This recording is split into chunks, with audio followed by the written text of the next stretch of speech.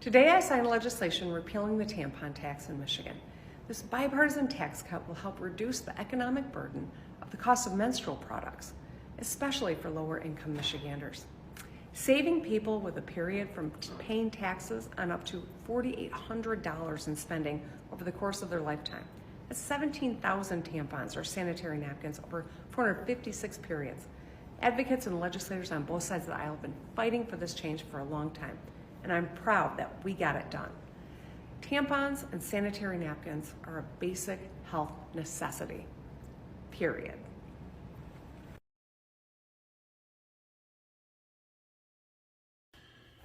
There you go. The left at it again. Solving problems that simply don't exist. Governor parades herself out in front of a camera. Look at the good we're doing for all of you. Well, you may say, but $4,800 is nothing to scoff at. Well, look at the numbers she offered. She talks about the tens of thousands of tampons and feminine napkins that are purchased. But that's not what we're talking about, how many they buy. You're talking about repealing the taxes. So, $4,800 is what the average woman spends over the course of her lifetime. How long do women menstruate? On average, 45 years. So if you take $4,800 and multiply it times a good round tax number, 8%, you're going to realize it's like $380 something. Over the course of a lifetime that you're paying in taxes, that's already pretty small, right? Well, let's divide that over the course of 45 years, then divide that by the month.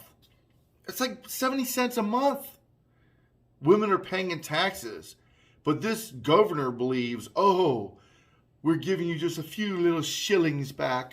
Never mind those mountain of gold over there that we have. Here's just a few little scraps that you can have. Count yourself lucky. Don't spend that 70 cents a month too rapidly. It's a non-issue, right?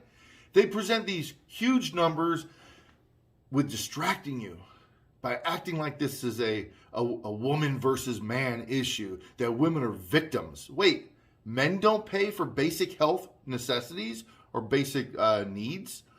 Yes, we all do. You know what every human being pays taxes on? Toilet paper. The average human being spends almost $12,000 per year on toilet paper, but you don't hear her talking about repealing that tax because it's not divisive. You know what I would rather than do? Instead of repealing that tax, figuring you have about 10 million people, 9-point-something million people in Michigan, but say half of those are female, and we'll say a third of those, well, we'll say 3 million of the 5 million females are menstruating. If you do the math, these 70 cents per month times 3 million, it's over $2 million. Why don't you take that money and put that towards good drinking water for people in Flint, Michigan? You multiply that times a year, and you've got almost $25 million. You could put a lot of nice pipe in, a bunch of nice pumping stations. You can update your water treatment facilities, hire people that know what they're doing, work on your infrastructure. I mean, it's not the hugest amount, but instead of trying to act like you're doing good for the poor people, why don't you ask the people and say, would you rather have your 70 cents a month back, or would you rather have fresh, clean, safe drinking water? I'm pretty sure the collective majority in Michigan would say, give us the water, please. We would like to have that, please.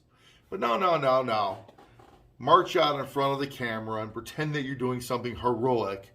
But really what you're doing is you're dividing people and making it seem like women are victims of something, which they're not. They menstruate. They have to buy a product that is astronomically cheap. I was surprised that they only spend $4,800 over the course of their lifetime.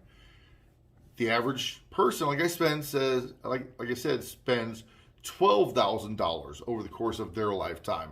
If I said over the course of a year earlier, I misspoke. But it's almost $12,000 over the course of their lifetime. So that's part of life. We have expenses. You have to pay for things.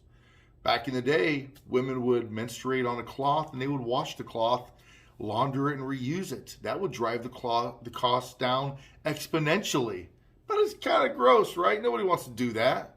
My mom would tell me stories about her and her 3 sisters having, that as a chore to do back in the day.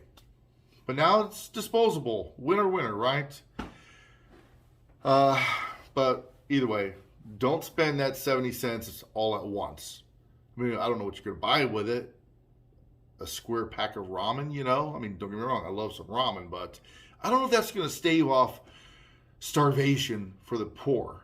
1 extra bag of ramen per month probably isn't going to do a whole lot. I guess it's better than nothing. You know what? The Democrats think that they have us fooled. And unfortunately, a lot of people think it's a huge win. Oh, this is a great idea. But when you think about it, when you do the math, you realize it's just this stupid dog and pony show. Just the rich just putting a couple little flakes of gold leaf, let it flutter down to the masses. And then you act like you're doing something. Let me know what you think in the comment section below. Don't get me wrong. I support good governments. I support taxation when it's fair. I don't mind paying my fair share. And I don't mind tax cuts when they're necessary. But this type of tax cut, not necessary. This type of tax cut is insulting, and that money could be better used to help people in Michigan to have their, there's a word I'm looking for. It's eluding me. Roads, bridges, water supplies, all fixed. God bless. Thanks. Have a good night.